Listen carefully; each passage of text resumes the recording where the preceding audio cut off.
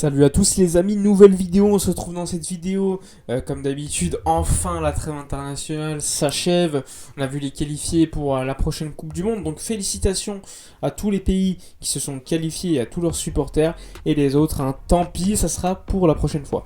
On va parler de Mercato les gars, Mercato Barça. Actualité Barça comme d'habitude. On va tout d'abord commencer par ce qui va nous intéresser, c'est-à-dire l'attaque. Alors hier, il y a une information qui est sortie. Une information qui personnellement m'a interpellé parce que franchement moi je suis pas très favorable à celle-ci. Mais bon, on va en parler. C'est une information qui vient de Gérard Romero qui t'explique que Dani Olmo et le Barça parlent déjà depuis quelques semaines.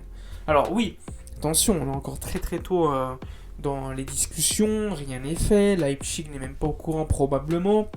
Ils vont demander un gros prix, on le sait, mais ça m'interpelle quand même. Parce que si le Barça commence depuis quelques semaines à parler avec Dani Olmo, qui je le rappelle, n'est ni un vrai numéro 9, ni un numéro 10, ni un ailier, ça me rappelle un joueur. Ça me rappelle le profil un peu à la Joao Félix, même si évidemment c'est pas la même qualité, même si ça reste un joueur avec beaucoup de talent, qui a été formé au Barça au demeurant, qui connaît très bien la maison, qui est international, etc. Il n'y a rien à dire, c'est un joueur avec du talent.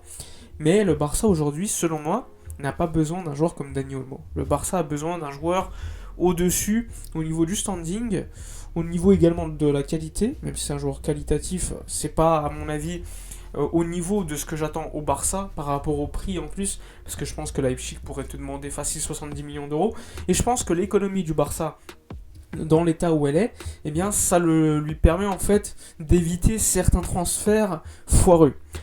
Parce que alors certes, on avait beaucoup d'argent avec Bartomeu, mais on l'a vu, on a gaspillé ça un peu de manière n'importe comment en réalité.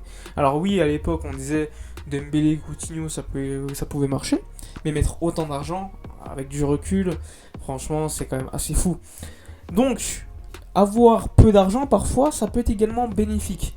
Mais d'un autre côté, il y a certains joueurs que tu n'auras pas, que si tu avais une meilleure situation économique, bah, tu aurais pu les faire. Donc c'est un équilibre en fait à trouver. Donc là, à voir ce qui va se dérouler évidemment avec Dani Olmo, c'est encore très tôt comme je vous l'ai dit, mais personnellement, c'est pas une piste qui m'enchante. Les autres pistes, c'est Mohamed Salah qui lui, pour l'instant, n'est pas favorable à bouger, hein, je vous l'avais dit hier en vidéo, lui il voudrait plutôt rester à Liverpool, mais si Liverpool n'en veut pas, il va falloir prendre une décision. Tu vois, Lewandowski, lui, par contre, qui est chaud pour bouger. Hein. Lui, il est très très chaud pour bouger en Bundesliga, en Liga. Mais est-ce que le Bayern de Munich va le lâcher ? C'est possible parce qu'il lui reste rien dans le contrat. Mais s'il le lâche, ça veut dire qu'ils ont un remplaçant. Et là, le Bayern, vous savez que c'est des pinces. C'est pas des gens qui investissent beaucoup d'argent, ou c'est très très rare. On dit qu'ils sont quand même derrière Haaland aussi. Mais à mon avis, économiquement, ils vont pas réussir à atteindre les offres de City du Real. Donc ça reste encore une fois très compliqué de pouvoir avoir une certaine visibilité. Alors oui, on est qu'en mars, hein, on est bientôt en avril, ça reste encore très très tôt dans la saison, mais ça commence à travailler, ça commence à se construire cet effectif du Barça. Sur le papier, moi je vois que Christensen Kessie arrive, franchement je suis pas emballé de ouf, ça te permet d'avoir quand même une profondeur de banc, certes, mais après au niveau de la qualité, est-ce qu'il y a un step-up ? Moi je me pose des questions. Hier il y a une information qui est sortie aussi, elle parlait de reprise de contact entre l'agent de Dembélé et le Barça. Alors il faut quand même rappeler et être encore une fois nuancé, faire attention, ne pas se précipiter. On sait que Dembélé, lui personnellement, voudrait rester, ça y a rien à dire, mais les demandes du clan de Dembélé sont très très élevées. Et Laporta, lors de l'interview qu'il a fait dernièrement, il a précisé que si Dembélé ne se conformait pas aux demandes salariales, à l'échelle salariale du Barça, eh bien il ne pourrait pas rester. Donc ok, peut-être qu'il y aura des contacts de nouveau avec Moussa Sissoko, qui encore une fois est proche du PSG, mais si il n'accepte pas comme en janvier de se conformer en fait à l'échelle salariale du Barça, eh bien il va pas rester. Et ça, malheureusement, c'est triste parce que Dembélé, enfin après 5 ans, commence à avoir une régularité, a trouvé un coach qui lui fait confiance, qui à chaque fois en public le met en valeur, qui a un rôle de d'ailier pur qui fait la différence sur son côté depuis janvier.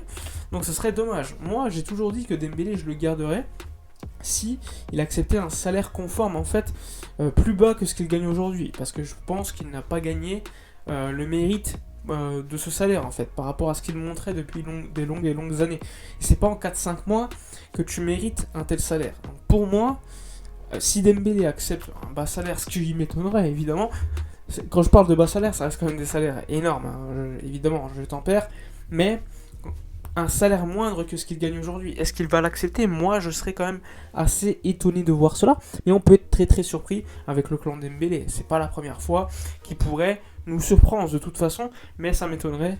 Honnêtement, dites-moi dans les commentaires hein, si vous voulez que Dembélé reste. Je sais qu'il y a pas mal de supporters de Dembélé.